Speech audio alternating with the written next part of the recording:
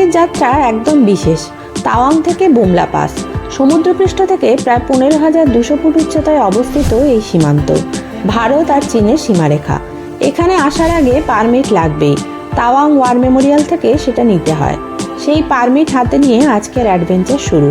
তাওয়াং শহর ছেড়ে উঠতে উঠতেই চারপাশে সেনা কনভয়, পাহাড়ি রাস্তা আর ধীরে ধীরে বদলে যাওয়া প্রকৃতি। এই রাস্তা যেমন সুন্দর তেমনি চ্যালেঞ্জিংও। প্রায় 23 কিলোমিটার পরে পৌঁছালাম ওয়াই জাংশনে। এখান থেকেই রাস্তা ভাগ হয়ে যায়। একটা পথ মাধুরী লেকের দিকে, আরেকটা সোজা বুমলা পাস। সেনাদের শুভেচ্ছা আর ওদের উপস্থিতি এখানে সবসময় ভরসা যোগায়। উঁচুতে উঠতে উঠতে বাতাস পাতলা হতে থাকে, বাইকের গিয়ার নিচে নামছে, শ্বাস প্রশ্বাস ভারী হচ্ছে, কিন্তু পাহাড়ের দৃশ্য এক কথায় অসাধারণ। এভাবেই পৌঁছে গেলাম বুমলা পাস।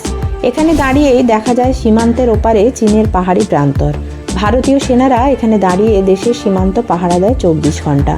বুমলা পাস শুধু একটা গন্তব্য নয়, এটা এক অনুভূতি।